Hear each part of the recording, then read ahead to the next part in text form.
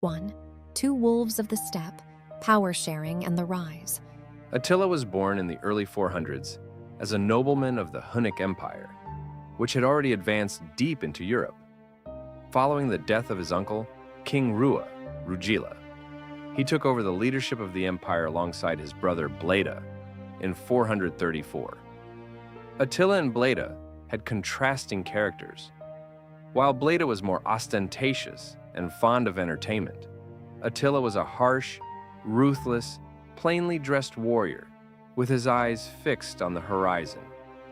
Although this dual leadership increased the Huns' pressure on Europe, it was merely the beginning of Attila's ambitions. 2. Sole Ruler, Single Empire, The Path to Absolute Power. This partnership between the brothers lasted for about 11 years.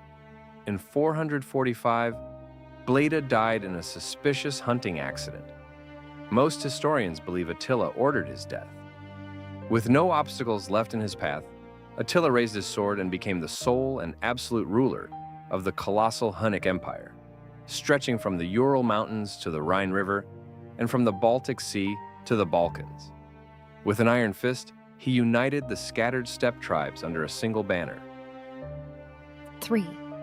The Nightmare of Eastern Rome, Gold, Blood, and Subjugation.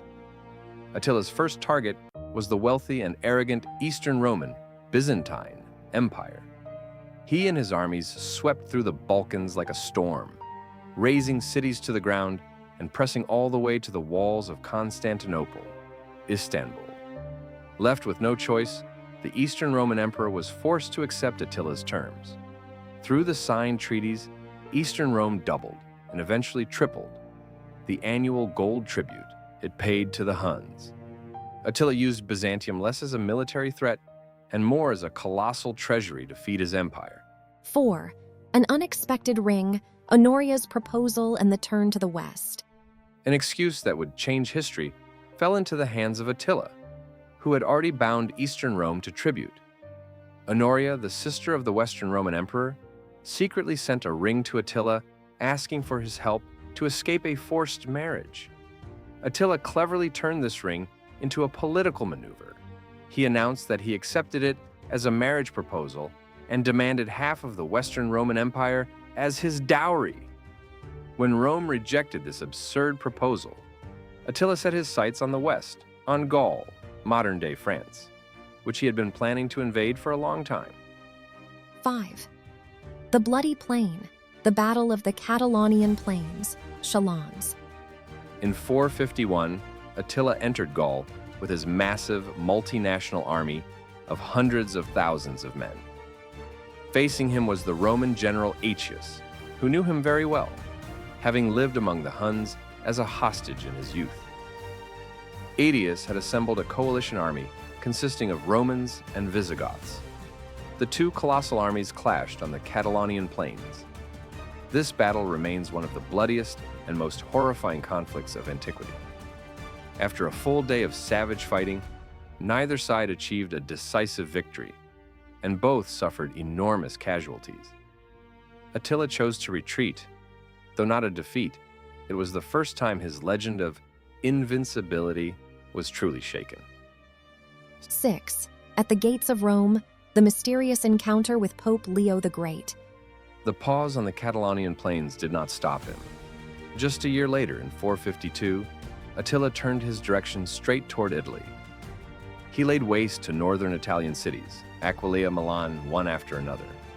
The Western Roman army was obliterated, and the legendary city of Rome was completely defenseless. Just then, an unexpected envoy appeared on the banks of the Po River, Pope Leo I. The Pope and Attila had a mysterious private meeting with no one else around. What was discussed in this meeting remains one of history's greatest secrets. However, following the encounter, Attila ordered his armies to withdraw, and Rome was saved. Historians believe that this decision was influenced more by an outbreak of plague in the Hunnic army and a famine in Italy than by the Pope's persuasion. 7. Death on the Wedding Night and the Hidden Tomb. In 453, at his headquarters in the Carpathian Mountains, Attila threw a magnificent feast to celebrate his marriage to a young and beautiful princess named Ildiko. However, the emperor, who had retired to the bridal tent after the banquet, was found dead in a pool of blood the next morning. According to accounts, he suffered a severe nosebleed and choked on his own blood, though some argue it was an assassination. His death ended with a mystery fitting his legend. His body was placed in 3 nested coffins of iron, silver, and gold. To keep his tomb a secret, the bed of a river was diverted, the coffin was buried there, and the river was allowed to flow back into its old course. All the captives who dug the grave and performed the burial were killed right on the spot so that the secret would never be revealed.